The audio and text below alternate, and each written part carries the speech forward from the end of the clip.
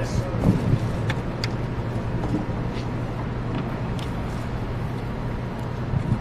Good afternoon, ladies and gentlemen. I'm Frederick W. Smith, Chairman of FedEx, and we'd like to thank everyone for being here today. I'm very honored to host Vice President Pence, Secretary Azar, Governor Lee, Dr. Redfield, our own Mayor Strickland, and other VIPs from state government. We're very happy to be here to brief the Vice President and Secretary and Dr. Redfield on the important preparations that FedEx has made under the leadership of General Perna and the task force that the Vice President heads to transport COVID-19 vaccines after they are approved in the near future. Let me also thank the Tennessee Air National Guard for graciously offering their hangar space for this afternoon's discussion. So I guess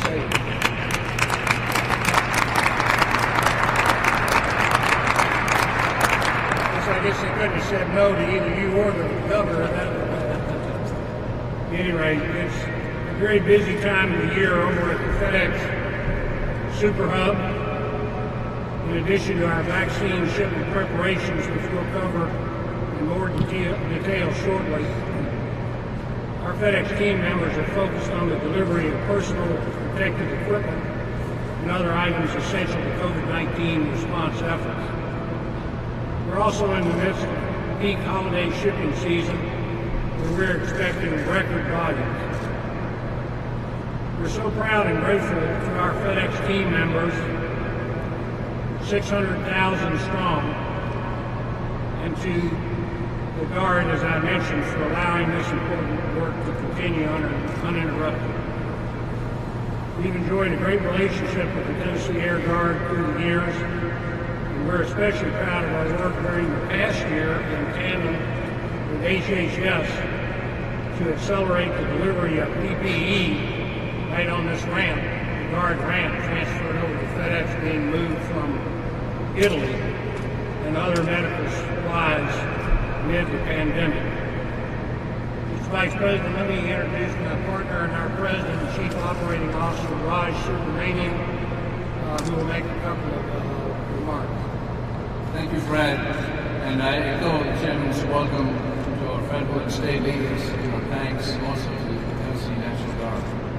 The scale of FedEx network that Fred highlighted is truly incredible, comprised of more than 670 aircraft, 180,000 vehicles, and most importantly, our 600,000 dedicated team members around the world.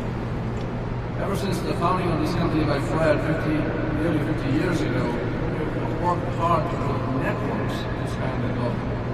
And FedEx Corporation is comprised of multiple operating companies: FedEx Express, FedEx Ground, FedEx Freight, FedEx Logistics, FedEx Office, and FedEx Services, each with unique strengths. And the power of our networks is such that FedEx can pick up a shipment in almost any part of the world and deliver it to almost any other part in a matter of days. We operate in more than 220 countries and 600,000 dedicated team members around the world. Ever since the founding of this company by Fred nearly 50 years ago, we have worked hard to build networks that span the globe. And FedEx Corporation is comprised of multiple operating companies: FedEx Express, FedEx Ground, FedEx Freight, FedEx Logistics, FedEx Office, and FedEx Services, each with unique strengths. And the power of our networks is such that FedEx can pick up a shipment in most any part of the world and deliver it to most any other part in a matter of days. And we operate in more than 220 countries and territories, allowing us to move critical supplies where and when they're needed the most. And it's precisely this power that'll come in handy in delivering our very important mission at hand, the mission to distribute COVID-19 vaccines. And at FedEx, there's a sense of purpose about this mission, a true recognition of how important this work is. In fact, around this company, we are operating with the sentiment that this is indeed who we are and what we do. Time-definite express transportation of critical shipments like COVID-19 vaccines is exactly what our FedEx Express air network was built to do. And our FedEx Ground network is our ground parcel network that transports day-definite packages both for businesses and increasingly for residences. In fact, the network is perfect for your holiday shopping. We've been preparing for the Shipathon. We're handling unprecedented and record-breaking levels of volume for customers during this season. We are very much in the midst of Cyber Week, and which is shaping up to be the busiest week in our company's history. So this distinction between our networks means that each will have the dedicated resources they need to deliver quickly and safely. Simply put, a global health crisis of this scale requires a network of our companies. So this distinction between our networks means that each will have the dedicated resources they need to deliver quickly. Lee, sorry there, Governor, it's your state here, so why don't you take it over before Dodd talked. I thought that was great. You know what? Actually, that was perfectly appropriate, Raj. And thank you, Fred. And all of the FedEx team members, we're honored to be in this spot. A great global logistics company. Proud to call Memphis, Tennessee home. You've made all Tennesseans proud because of the pivotal role that you play in delivering life-saving vaccines to all of America. And we're proud of the work. We're glad to be here today. Mr. Vice President, Secretary Azar, Dr. Redfield, thank you, not just for being here, we're honored by that, but we thank you for your service to this country, navigating us through a crisis this year.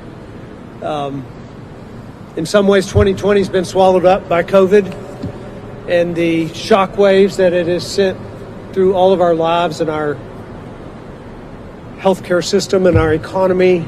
And we're all too familiar with the tragedies of this pandemic. But today is a day of hope. It is a hopeful reminder of the power of American innovation, of the power of the private sector, the power of a healthcare system. In our state, the healthcare system is global. It is a major contributor to the global healthcare system. We're proud that Tennessee's healthcare system is second to none. We have institutions like Hospital Corporation of America and other great healthcare companies, Vanderbilt University, great research institutions that have been a part of this. And we're proud that Tennessee's industry, healthcare industry, has been an integral part of fighting this virus and of developing and implementing a strategy to distribute a vaccine. And not only our healthcare industry, but all of Tennesseans. Our researchers and frontline healthcare workers, our doctors, our teachers, our small business owners, our famous Tennesseans like my friend Dolly Parton, who contributed major financial gift to the development of Moderna vaccine. Tennesseans have stepped up, and this all hands-on approach has been one that we've been proud of. And in the midst of this pandemic, there is a new challenge every day. But in our state, we decided early on to develop a regimented approach. We know that you can't mandate your way out of a pandemic, but you can master infrastructure. And as an engineer, I was committed to develop the best infrastructure possible. And that's what we've tried to do here in Tennessee. Three components of that, primarily making sure every Tennessean can test free, regardless of their symptoms, making sure that we at the state are partnered in a strong, good faith partnership with our healthcare providers, and then developing a strategic and effective way to deliver this vaccine. If we do those three things, then our healthcare providers can have capacity. Tennesseans can get treatment for a car wreck or COVID-19. Our schools can stay open, our businesses can stay open, our prosperity can be preserved, and at the highest level and the most important thing, we can save lives, and that has been our strategy and our commitment. I've brought with us today to speak our members of our Unified Command Group, Dr. Lisa Piercy, head of our Department of Health, Patrick Sheehan, our TEMA Emergency Management Director, to talk about our distribution plan. I've also brought along Dr. Wendy Long, who's the head of the Tennessee Hospital Association, which has been a tremendous partner for us throughout this pandemic to give a provider perspective. Our country is at a monumental moment, we believe, and we're staring down a virus that doesn't discriminate, and it certainly doesn't care about disruption, but we believe that we are set for the task. And Mr. Vice President, we are grateful. I'm thankful for your relentless work by way of the Coronavirus Task Force. You and I have interacted many times over the last several months, as you have with governors all across America. And your approach has allowed governors to have a nimble response. And that's made all the difference in Tennessee, and we're grateful for that. We also, sir, are grateful for your leadership and for your service to this country for these past 4 years. Your faith, not only in God, but in American people, has made this country a better place to live, and we're grateful. Welcome, Mr. Vice President. Well, thank you very much, Governor, and to Fred Smith and Raj. I know I speak on behalf of President Trump and on behalf of the members of our administration who joined me here today when I say, well, thank you. Thank you for your partnership in the course of this pandemic here at FedEx. Governor, I also want to take a moment to thank you and Maria for the way you have led the state of Tennessee through this challenging year with compassion, with professionalism, with ensuring that every family in Tennessee would have the level of care that we would want a member of our family to have.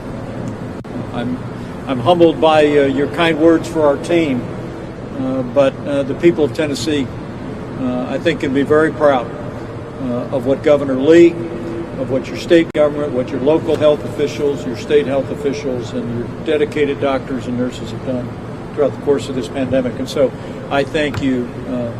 I thank you for your leadership.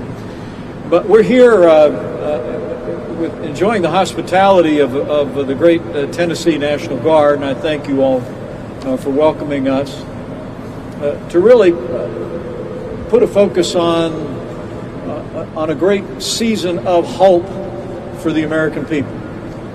We've gone through a challenging year. With cases rising across the country, we're still going through a challenging time. We all have a role to play. But we're here to say thank you to an extraordinary partner throughout this year in this effort, and to say that because of the efforts at the state and federal level, and because of the great work of our research companies and pharmaceutical companies, and because of a great partnership with FedEx and other companies around the country, that help is on the way. We are just a matter, we believe, of days away from when we will begin to distribute tens of millions of doses of a safe and effective coronavirus vaccine to the American people. But this partnership with FedEx, as Fred Smith knows, and as Raj and Richard and the whole team here knows, is hardly new. When we were confronting, as you remember, Governor, the challenge of meeting the needs of personal protective equipment to healthcare facilities around America, we created what was known as the Air Bridge, literally a global supply chain that would identify and help to transport the gowns and the gloves and the masks that would be necessary to care for the American people. And to Fred and Raj and the whole team here at FedEx, I want to say thank you for being such a central and effective part of the Air Bridge project and the ongoing effort to continue to meet the needs of our healthcare providers all across America. But building on that partnership, we're here today to really put a focus on Operation Warp Speed. It would be literally in the month of January, as Secretary Azar will explain, that we received the genetic coding for the first time for the coronavirus, the sequence for the virus as it's known. we went straight to work in the month of January on developing a vaccine, working with Moderna and other companies and working through the National Institute of Health. Under the President's leadership, we identified and secured some $10 billion to invest in the development of a vaccine. It's amazing to think that while we were still standing up our national response in the early days of March, we literally, in 6 short weeks, we were in phase 1 of the clinical trials for a vaccine. And as all of the American people know, and as the world has marveled, we now are in phase 3, and the FDA is in the process of reviewing final approval of not 1 but 2 safe and effective vaccines for COVID-19. We anticipate, as the FDA does their work thoroughly and carefully, and we continue to hope and anticipate that those approvals will come with an emergency use authorization. Operation Warp Speed is really in 2 pieces. The governor understands this well. The first piece is to develop a vaccine. President Trump would say when he stood up Operation Warp Speed back in May of this year that it was our hope that we would have a vaccine. It was our goal that we'd have a vaccine before the end of the year. In August, the president promised that we would have a vaccine for the American people before the end of 2020. And as we stand here today, it's deeply humbling to me. And I have a heart filled with gratitude for these extraordinary scientists and researchers, for the incredible work of our HHS team and NIH to be able to report to the American people that we have not 1 but 2 safe and effective vaccines that are on the cusp of approval. But that was phase 1 of Operation Warp Speed. Phase 2 is getting the vaccine into tens of millions of Americans. And as Dr. Redfield, the director of CDC, will explain, the CDC is making recommendations about where the first 20 million doses will be distributed before the end of the month once approved. It's recommendations because ultimately, as Governor Lee knows, the state of Tennessee and every state and territory in the country will make those decisions for themselves about who will receive the vaccine in the early going. But making sure that whatever plan that our governors and state health officials determine most appropriate, that we're able to deliver those vaccines literally within a matter of days. In fact, as you will hear today, Operation Warp Speed, working with FedEx and other great companies, is in a position that we expect to be shipping COVID-19 vaccines within 24 hours of approval, and we expect vaccines to begin to be administered to Americans in that first group within 24 hours of that. It's an amazing thing. Only in America could you see the kind of innovation that's resulted in the development of a vaccine in record time, in less than 1 year, but only in America, with this public and private partnership that we forged with FedEx and with other great companies, could you see that vaccine delivered and made available to some of our most vulnerable and to those that are working on the front lines of this pandemic in the country. So I'm really here to make sure that, Governor, that you have... All right, everybody, we do just want to cut in right now and just show you these aerial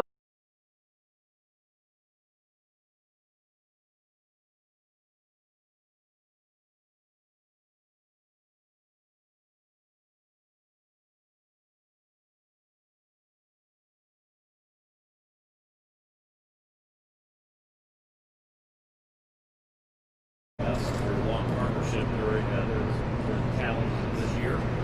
And I also just want to express our appreciation to FedEx as the Vice President, that we've had a long relationship with FedEx, whether it's related to our strategic national stockpile or now this next chapter of our partnership in distributing safe and effective vaccines to the American people. We're just so happy to be working with you. And thanks to President Trump's leadership and his complete support for Operation Warp Speed, that's exactly what we're about now, which is the likelihood that we will soon be distributing safe and effective vaccines to the American people. I wanted to give an overview of how that distribution and administration will work. You know, when we reviewed the early contracts for vaccine development and we began planning out how we could deliver on the President's goal, his unprecedented goal of having a safe and effective vaccine by the end of this year, it was clear we needed a modern day Apollo project or Manhattan project that mobilize the full resources of the U.S. government, but also leverage the private sector. We had to solve three challenges, as the Vice President mentioned: distribution, development, manufacturing. So we worked to set up three critical partnerships. First was a partnership across departments, especially with the Defense Department, which brings just tremendous logistics, operations, and procurement capabilities. The second was a partnership of the federal and state governments, because the solutions have to be locally led. And third, it had to be a public-private partnership, as every great initiative like the Apollo project or the Manhattan project would perform. The federal government had to do its part, the state and local governments needed to do their part, and the private sector needed to do its part. As our great business leaders here know, people is policy. So one of my first tasks was to find the right people to run this complex partnership. We just are so privileged that we have Dr. Monsef Slaoui, who could work to combine the efforts of public researchers, private developers, and then the Defense Department contributed General Gus Perna, who could help oversee the incredibly complex logistical operation of manufacturing, distribution, and administering vaccines. I'm so grateful for all their work and the work of their incredible teams, and it's a tremendous honor to get to work with each of them every single day. We made it a priority to enlist the military because while HHS has a great deal of public health expertise, we have never executed on a logistics, operations, and procurement project on this scale ever before. But the key with bringing in the military wasn't because it meant that we could commandeer army trucks. Rather, it meant using the military's expertise in working with the private sector and directing supplies to where they need to go. The distribution of the physical vaccines from the factory to the front lines will generally be done by the healthcare distributor McKesson, which works with FedEx and other partners who do the actual shipping. In the case of the Pfizer vaccine, Pfizer will ship directly through FedEx, and we will use McKesson to marry their product up with the vaccination administration kits that Operation Warp Speed has procured and assembled, over 100 million assembled already. States are in charge of telling us where those vaccines should be shipped. They've been working on their plans with CDC for several months now, and as Dr. Redfield will explain in more detail, states can use the recommendations of the CDC's Advisory Committee on Immunization Practices, the advice of the National Academies of Science, and their own best judgment to develop the best allocation plan for their own citizens and situations. States have different circumstances and are in different epidemiological situations. State leaders like Governor Lee are in the best position to take these general national recommendations and translate them into more precise guidance that fits their state and their conditions. In general, states will be giving us information about providers to whom we'll ship vaccines, pharmacy partners, hospitals, community health centers, and the like. We've reached agreements with pharmacy chains and independent pharmacy networks so that states can have products shipped directly to them, where those private partners will handle administration. That includes, for instance, an agreement with CVS and Walgreens to administer vaccinations at our long-term care facilities. Those are our nursing homes. We've paid for the vaccines, we paid for the shipping costs, and the administration costs for these private sector partners will be covered by healthcare payers, private insurance, Medicare, Medicaid, and our program to cover COVID-19 expenses for the uninsured. To give you a sense of numbers, the first week's allocations for the two vaccines with data submitted to the FDA are approximately 6.4 million doses of Pfizer and 12.5 million doses of Moderna. Those are tentative numbers based on our best assessment of how many doses will be ready to ship when an emergency use authorization could be announced. We'll send half of those doses initially to ensure that the second dose requirements are available 21 and 28 days later. Jurisdictions have received the numbers they'll get from this allocation in the Tiberius platform that we've constructed, which is also where they're going to tell us where to send vaccines. After that initial shipment, we expect to make weekly allocations, and we expect, as the Vice President said, to have 40 million doses to cover 20 million Americans by the end of December. Finally, if I could just give a commercial message here, I want to mention that many Americans can play a role in our fight against COVID-19 by donating convalescent plasma, a promising treatment for the disease. If you are within 3 months of recovering from COVID-19, you have the chance to donate plasma and you can help save a life. Over 250,000 courses of convalescent plasma have been administered to Americans to help prevent severe consequences from COVID-19. Millions and millions and millions of Americans have recovered from COVID-19 in the last several months, and they could be eligible to donate. Please contact the American Red Cross or your local blood bank, or go to coronavirus.gov for more information about how you can volunteer and give the gift of life. Thanks to the President's leadership and support of Operation Warp Speed, as the Vice President said, we've got such a bright future ahead of us. The end is near. We need you to hang with us. Stay with us a bit more as we bridge to that bright future. Because of Operation Warp Speed, the Vice President's leadership, hope and help are on the way. Thank you all for joining us for this roundtable today. Mr. Vice President, thank you for convening us, and I look forward to continuing to work with our partners here today to make that bright future a reality. Now I'll turn it over to Richard Smith, who's the Regional President of the Americas and Executive Vice President of FedEx Express, for a continuation of some of the details of the FedEx deliveries. Richard, you may want to let Don make a couple of opening remarks. Thanks, Secretary Azar. FedEx is honored to work with you and your team on Operation Warp Speed and other initiatives this year to bring PPE and healthcare resources into the United States. We've spent decades building out this incredible feat of industrial engineering that we call the FedEx Express network, which is the key to doing what we do so well and what we will do in this distribution effort to aid the American public. I would like to hand it over to my boss, the CEO of FedEx Express, Don Collins, to talk a little bit more about that network, and then I'll pick back up from there. Thank you, Richard. We're honored, sir, to have you, Vice President Pence, Secretary Azar, Governor Lee, Director Redfield, and our friend from the state of Tennessee with us here today in Memphis. You're in our worldwide hub. As you can see, as you arrived here today, this is a heartbeat of our global operation. We have over 250,000 Express team members worldwide, and they're so very proud of the role that they played right from the beginning of this pandemic, and they're committed to do right to the very end. We're so ready to handle the expedient delivery of this COVID-19 vaccine. It goes without saying, it's been one of the most challenging years in our history, but also the most rewarding, because it truly validates our purpose in the recovery of so many families, communities, and even countries. A team of true heroes that are proud to serve, that has stepped up in so many ways to support the communities where they both live and work. Now, as a pioneer of the express delivery system, FedEx Express has a long history of supporting relief efforts whenever a disaster strikes anywhere in the globe. We truly see it as our purpose and responsibility to use the massive resources we have during times of good times and bad times to relieve those efforts. It's truly our culture.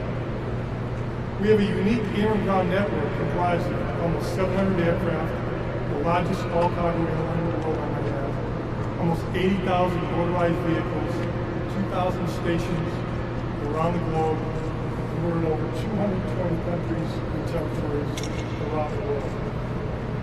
Now, at Express, we have extensive experience in handling the dedicated services required for shipping sensitive healthcare goods, and we've been diligently planning for our healthcare customers, with federal, state, and local officials to support this vaccine distribution.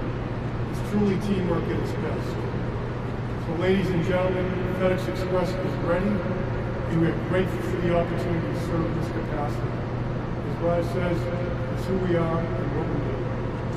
So with that, I'd like to turn it back over to Richard Smith, our President of the Americas and EVP of Global Support, with some details. And he's really at the heartbeat of what we're doing here with FedEx Express to assist in the way we can with these vaccines. Thank you, Don. First of all, I'd like to echo my boss and my chain of command here in thanking our FedEx team members, both here in the Americas and around the world, for their outstanding work in the midst of the most challenging year for the transportation industry in modern times. They are absolutely positively the best in the business and our heroes. Over the past year, as Raj alluded to, we've adopted a new motto at FedEx. This is who we are and what we do. FedEx has a long-standing relationship with the federal government and is a proud member of the Civil Reserve Air Fleet Volunteer Program. We also deliver relief both here and abroad in communities in need via our FedEx Cares initiative and through partnerships with Heart to Heart, American Red Cross, and many other humanitarian organizations.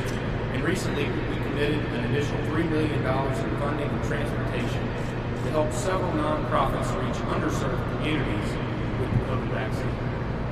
FedEx has played a vital role in the fight against this deadly pandemic to date, having globally shipped more than 55 kilotons of personal protective equipment, including more than 2 billion masks, between February 1st and the end of November.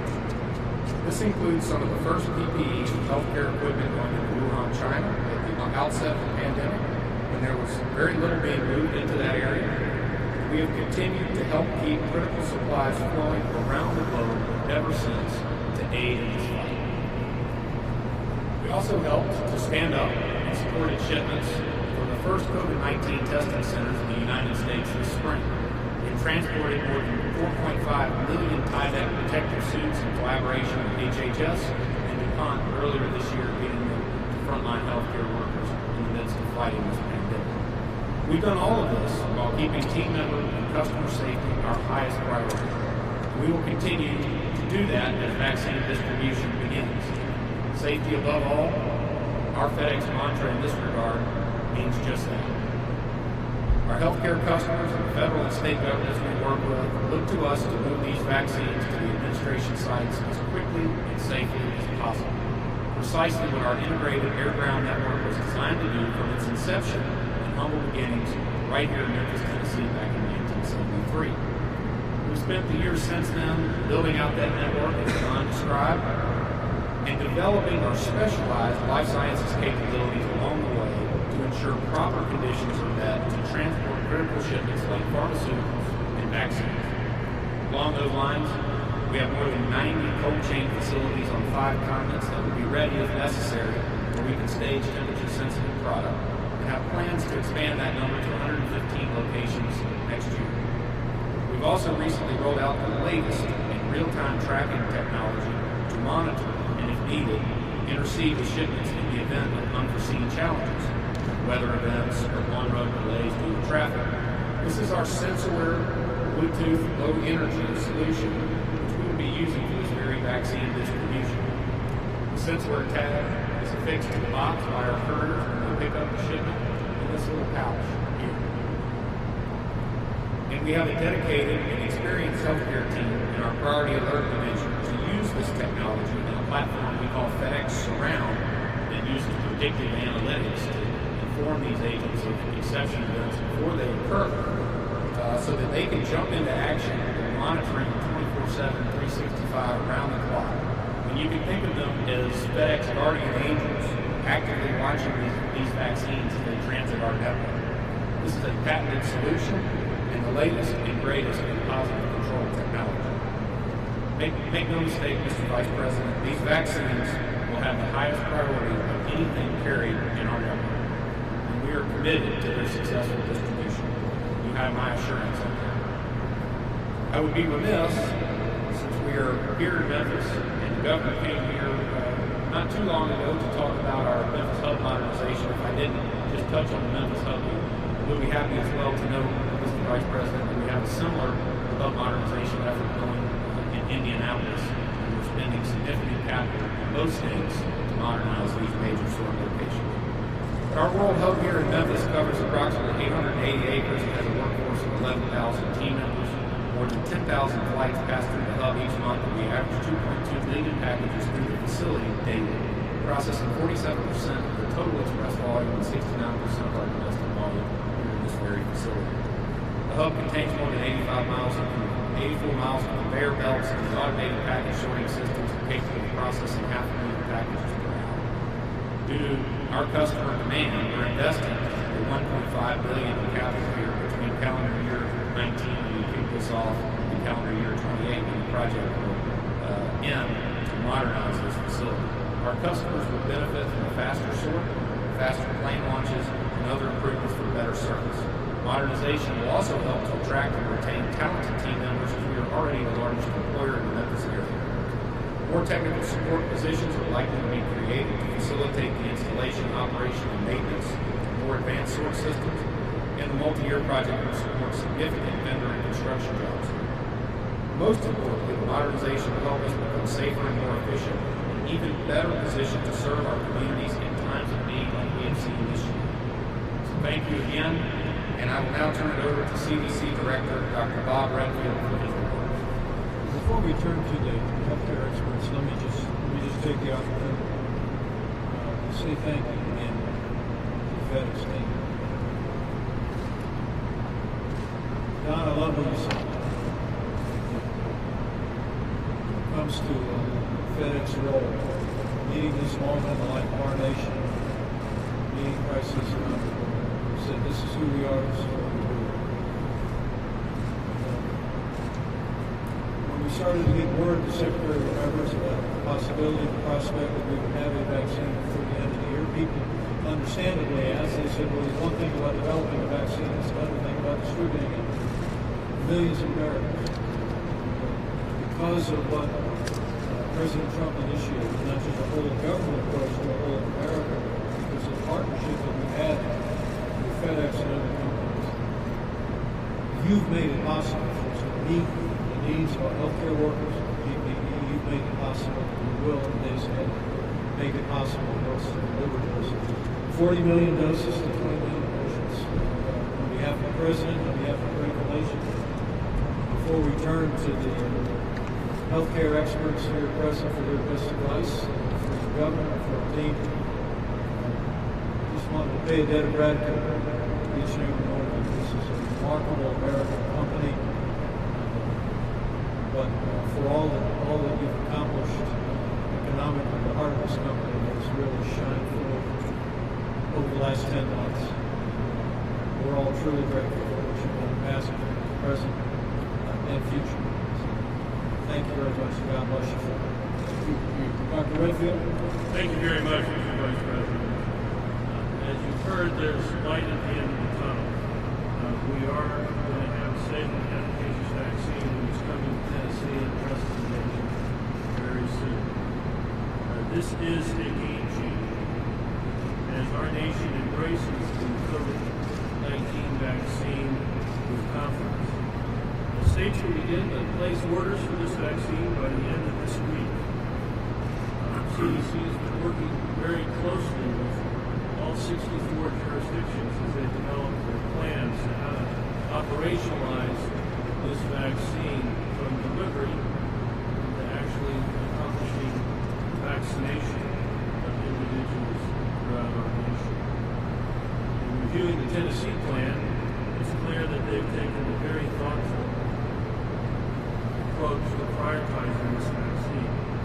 The Secretary Azar said, the Vice President said, that the ACIP, National Academy of Science, CDC, we make recommendations, but the ultimate decision on how to prioritize this vaccine, the men and women in Tennessee, Dr. Percy, Dr. Lee, and the Bond team, and they really have, since July until finalized it, I think if I remember, October 14th, and really put together one of the most comprehensive vaccine plans that I've seen in all 64 jurisdictions as you begin to prioritize how to put this vaccine distribution into vaccination in Tennessee, and do it as a regular plan grounded in the concept of cost-cutting equity, and with your decisions about focusing on a variety of points of dispensing throughout the state, supported by the health department to guarantee that this vaccine is not just begun to be distributed, but is available in the next couple of weeks, but it's done in a rapid way in Tennessee. So, Lisa, you know I have great respect for what you're doing. One of the areas I want to spend a second on, though, that is a challenge for us now that we've heard from Secretary Azar really, Vice President, how remarkable it was that this vaccine is available within a year.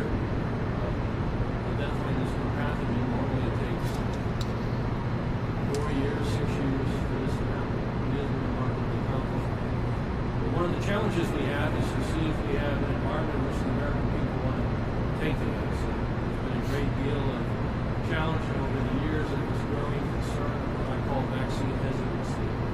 One of the things I can ask all of you to play a key role in, helping us over the weeks ahead, helping us to create a culture in this nation that's grounded in vaccine confidence. We do that by restoring trust in vaccines.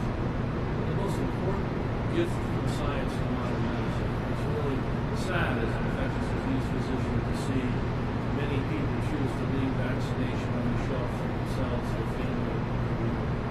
Empower healthcare providers to really become promoters of vaccination and finally engage communities to do just the same. You know, in closing, I just want to say it's an exciting time. We are now at the forefront of distributing the COVID vaccine. As you hear, we have a lot to do to actually get this, but I'm confident that the planning that's gone into this since last spring, planning that we heard that private partners like FedEx put into this, that we are going to aggressively provide safe and efficacious vaccine for COVID to the American public in the weeks ahead. I want to just close by just reminding people, though, that this is the greatest public health crisis that this nation has faced in more than 100 years. And while we wait for the vaccine to be distributed, we are not defenseless. We have very, very, very powerful weapons against this. And that's the mitigation steps that we continue to put out. Wearing a mask, this actually works. It's an exceptional defense against COVID. Social distancing, being smart about crowds, washing your hands, spending time outside rather than inside. So as we get closer to the goal line and we prepare to deliver the vaccine, it's just important to encourage the American public not to let down their guard. Not in the public square and not in the safety of their own home gatherings. We wear masks, social distance, wash your hands, be smart about it. Thank you very much. Thank you, Director Redfield, Mr. Vice President, Secretary Azar. I'm Lisa Piercy. I'm the Commissioner of Health for the state of Tennessee. I want to tell you a little bit about our preparation efforts, as well as how we're mitigating disparities and promoting equity, as you mentioned, Director. We know that the only way to get our society back to normal is through mass vaccination. We've been reassured by the safety data, and we're encouraged by the efficacy results that we've seen so far. One of our keys to preparation has been robust engagement of a diverse pandemic vaccine stakeholder group. They've been focusing on impactful and equitable allocation, as well as they'll serve a critical role in disseminating communications to their vast networks of stakeholders, so we can ensure a transparent and equitable allocation and distribution process. Let me reassure you, Tennessee has been preparing for this moment for years.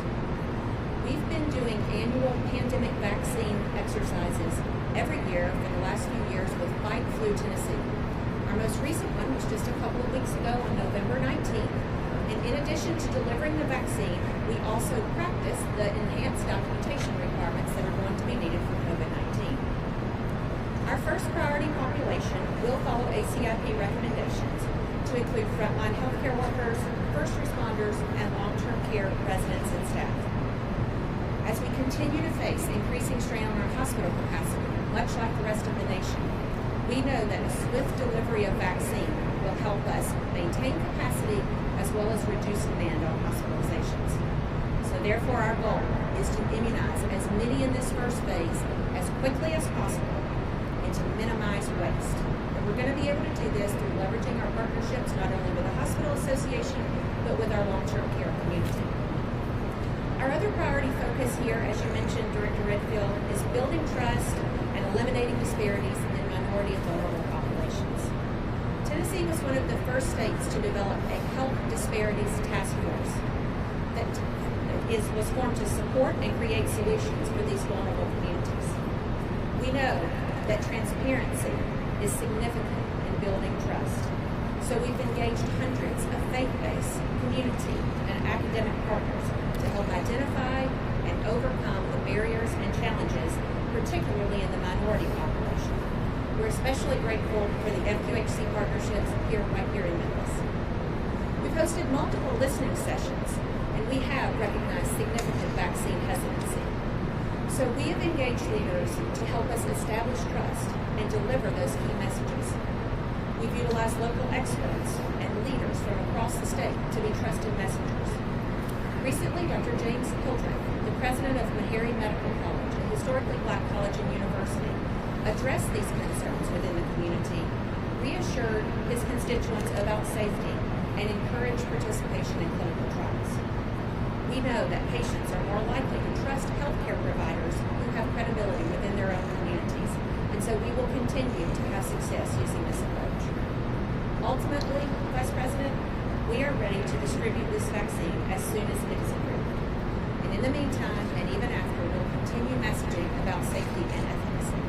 We're also incredibly grateful to all of our federal partners for your continued partnership and your unprecedented efforts to bring this to market soon. Thank you. Thank you, Dr. Piercy. Let me extend our great respect. I've been serving alongside the director of the CDC now throughout this pandemic. And to you, to your team, to you, Governor, see the preparation here. It's one of the reasons we're here in Tennessee. Dr. Redfield, CDC, and HHS. As he said, that Tennessee has one of the most comprehensive distribution plans. All the states and territories that we're preparing to serve. So commend you for those efforts and preparation. I should also mention, as we celebrate a great private sector partner here at FedEx, we want to take this opportunity to also express our gratitude to CVS and Walgreens that have also signed contracts and agreed to partner with us to implement your plan. And our expectation is that literally within 48 hours of approval, CVS and Walgreens are poised to assist you in administering that vaccine at nursing homes and long-term care facilities across the state and across the country. So again, it's part of that whole of America approach, but all of it begins with preparation, thoughtful planning that you've done here, Governor. So I want to commend you and Dr. Piercy and the team for your efforts. We look forward to continuing to partner with you. Thank you, Mr. Vice President. My name is Patrick Sheen. I'm the director of the Tennessee Emergency Management Agency.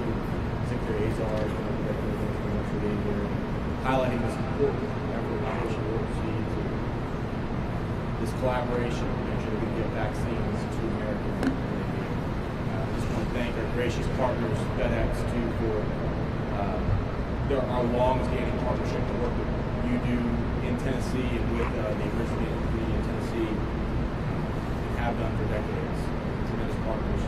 And when the global supply chain ground to a halt earlier this year, we leaned on our partnership with you to help us solve problems and fix gaps. And our nation leaned on you through FEMA's air bridge. And it's just vitally important.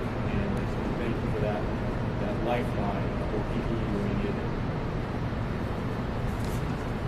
Emergency management has served many critical functions throughout this pandemic in Tennessee and throughout our nation. And our system is going to be on display here in the coming weeks and months as we help distribute this vaccine for COVID-19. All 95 of Tennessee's counties, mostly rural counties in Tennessee.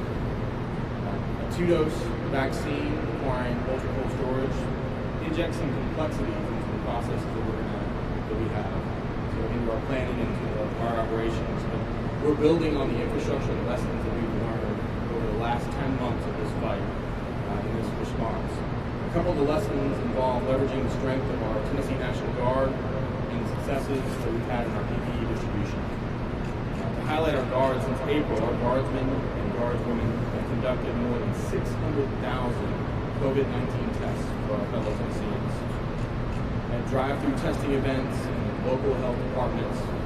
Here in Memphis, Tennessee National Guard worked with Memphis and Shelby County leaders, community organizations, and churches, partnered with the Tennessee Department of Health to prioritize testing availability for the communities here. Anyone who wanted it. Months of barrier-free testing have helped us work through a number of logistical challenges and high-demand resources. Our National Guard partners are tremendous, and Mr. Vice President, we are very thankful for the support of this administration in using the National Guard in our fight against COVID-19 and will continue to work and granted through this emergency. In addition to trained and dependable manpower, we've built a supply system in Tennessee that supports Tennessee's response to this pandemic, including distributing monthly supplies to all 80,000 classrooms in Tennessee, giving every teacher in the state access to hand sanitizer, face coverings, PPE, and supplies to sanitize the classroom, an effort that has been central to keeping schools open and teachers supported and safe. We're using all these lessons that we've learned from forming a robust plan for vaccine distribution to all corners of our state. And as Dr. Piercy mentioned, Tennessee has been working to have an effective pandemic vaccine system for years, highlighted by Fight for TN. On the emergency management side, we are preparing most of the issues around making sure that ultra cold storage vaccines are able to be supported and ensuring as close as possible we have zero wasted doses of vaccine.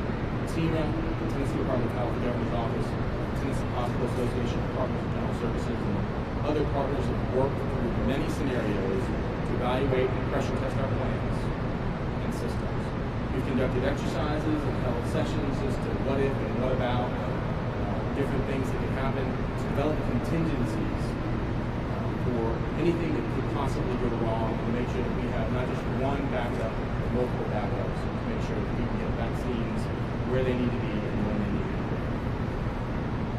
From ensuring that we have pelletized dry ice to making sure that if a truck breaks down, that we can move resources. And we're planning from the moment vaccines get into Tennessee until they're distributed to hospitals through the time they're given to Tennesseans. One takeaway that we've discovered in working with our partners on the exercises is that for vaccines requiring ultra-cold storage, it's probably going to be easier to move people to the vaccine where it is, rather than move the vaccine maybe that next mile.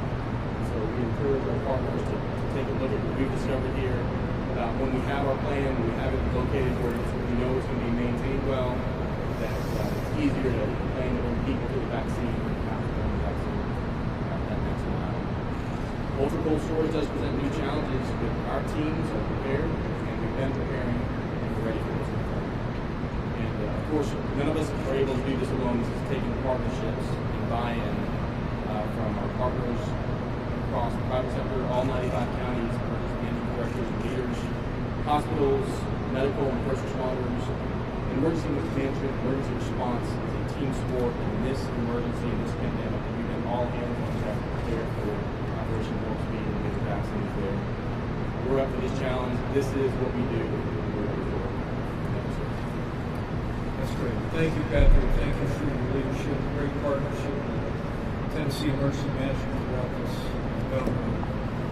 Thank you for, again, extolling the efforts of the Tennessee National Guard. Of course, I'm very pleased that Title 32 to provide and support the Guard's efforts throughout this pandemic, and currently reviewing an extension request that Governor Lee and other governors have made in processing that relief in the coming days. We're grateful for your efforts. Give the whole Tennessee Emergency Management team the very best. You've done a great job. And with that, before Dr. Wendy Long speaks with the Hospital Association, let me just take this opportunity to just say thank you to the doctors and nurses and healthcare workers that you represent here across the state of Tennessee. We've always been grateful in this country for our caregivers. But this year, we've seen the way that men and women are going to step into harm's way to provide care. And oftentimes, most people has been the way doctors and nurses have had to take the place of family at the bedside because quarantine and restrictions have not allowed family members to be there at the most difficult time. And that family's lost. So thank you for what you've done. Thank you for what you are doing. Just invite everybody to join me in a round of applause for all the doctors and nurses and healthcare workers.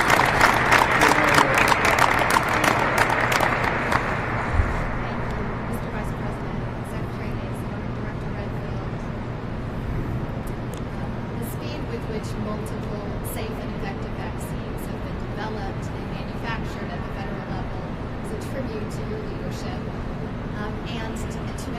unprecedented level of collaboration between private sector companies and the federal government.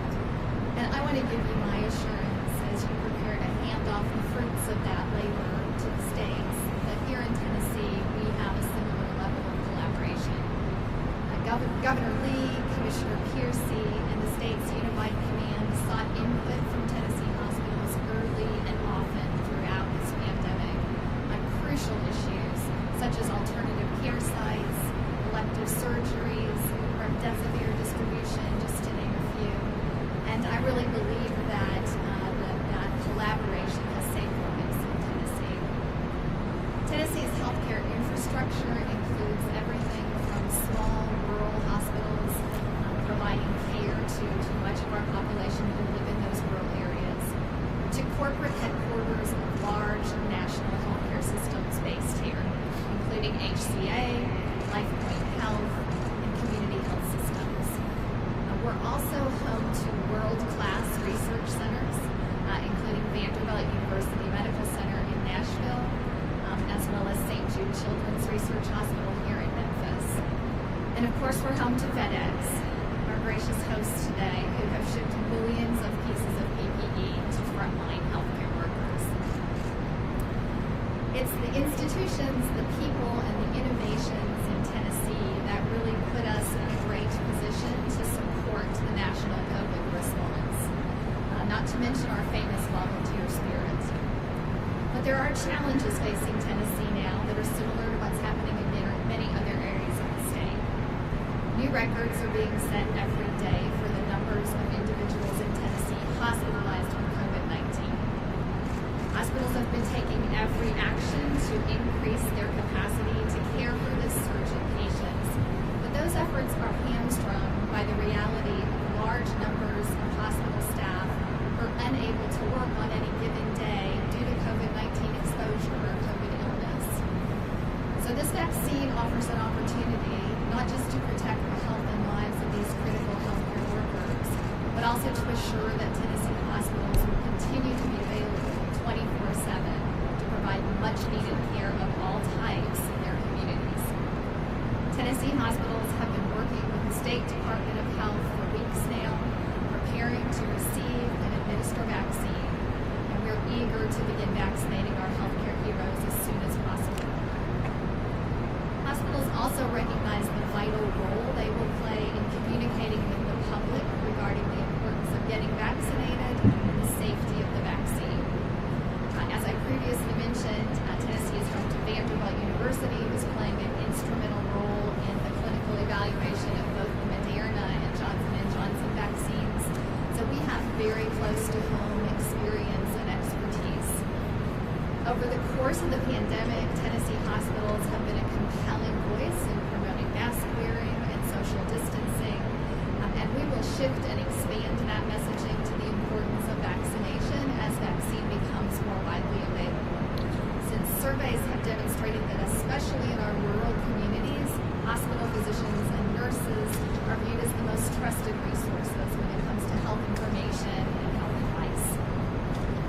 We know that vaccination is the key to reducing the stress on our hospital system, to improving our economy, and to protecting the health of our families, friends, and communities. And Tennessee hospitals are committed to working with Governor Lee and his team to achieve those goals. I want to thank you for the time today to continue our collaboration with the state and to assist with the federal government's efforts to distribute the vaccine. Thank you, Dr. Long. Thank you for all the incredible healthcare workers that you represent. Governor Lee, I think she really makes a fine point. I respect Dr. Resonates with Dr. Redfield. The recommendation the CDC has made to prioritize vaccinating healthcare workers and staff and residents on nursing homes and long-term care. It certainly is about protecting the health of our healthcare workers, but also about preserving the capacity in our hospitals and clinics across the state and this nation to meet this moment. So it's a great affirmation, a great confirmation of the governor's decision to prioritize healthcare workers as well as those in long-term care facilities. We really look forward to continuing to work with Tennessee is not only a hub for FedEx, as you point out, it's a hub for healthcare in America. No better place to go. Talk about progress we've made in this week. So thank you very much. I appreciate it. I thought I might, before I offer a few closing thoughts, I thought I might give the Chairman and CEO of FedEx an opportunity to say a word to the governor, and out of respect for the clock here at FedEx, we're going to restrict the airspace just as limited as possible and slide on this. I want to say informal.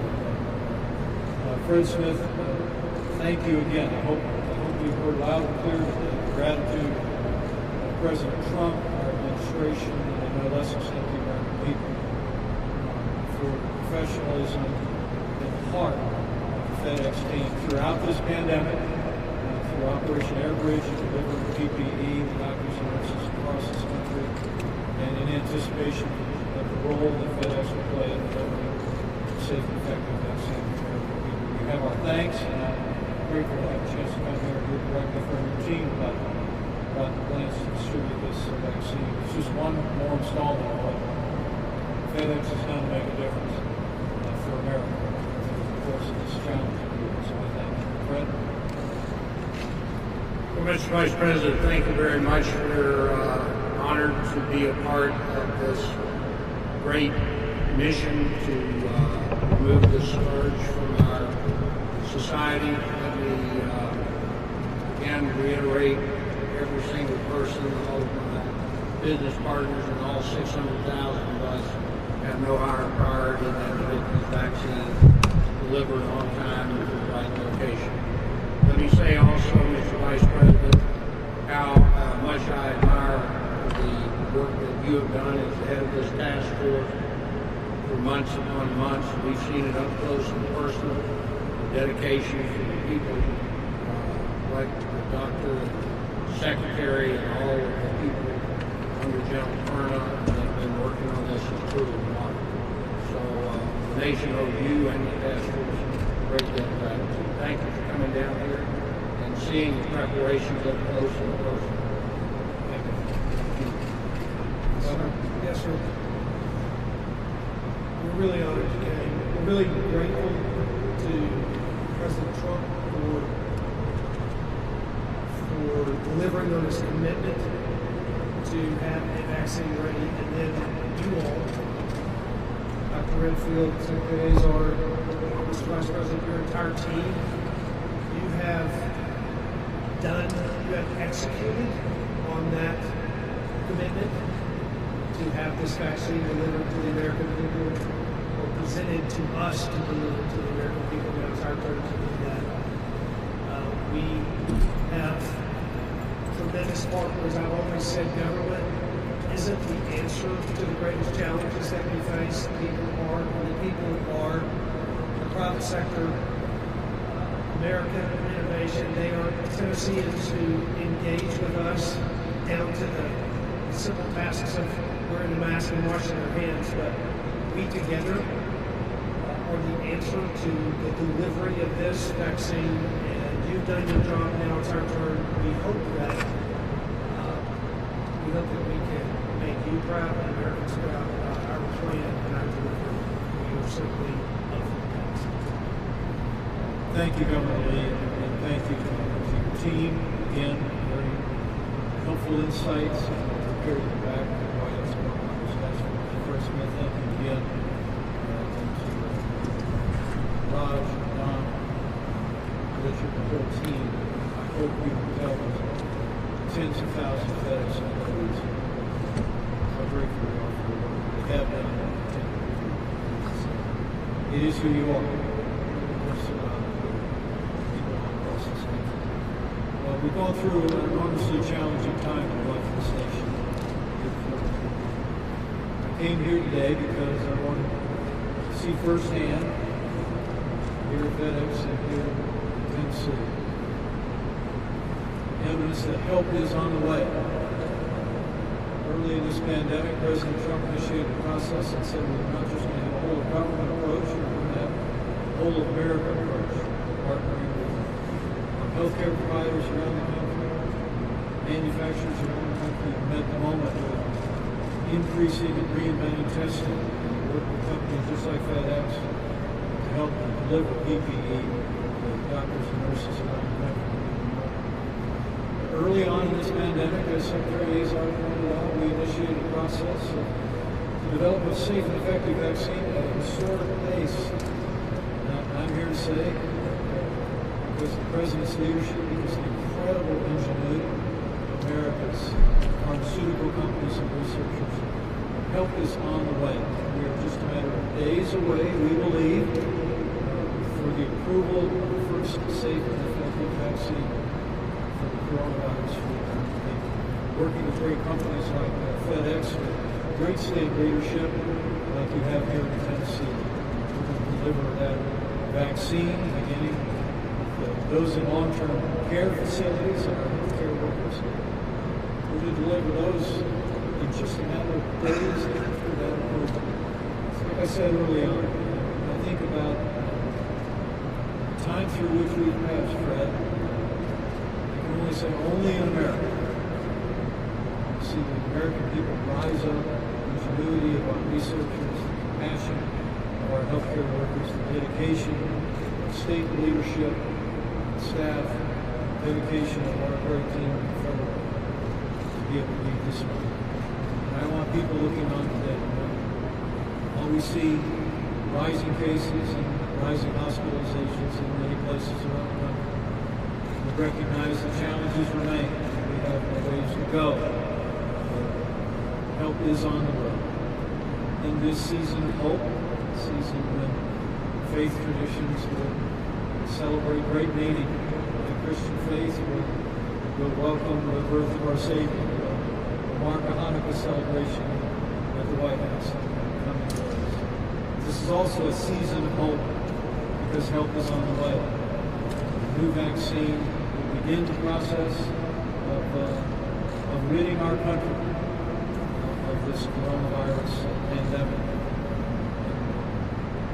bringing America back to that normalcy, returning to normal. We can see it from here. Let's all continue to do our part, as the governor said, all the way down to the individual. Just encourage you to continue to wash your hands, practice social distancing, wear a mask whenever it's indicated, and whenever you can't practice social distancing.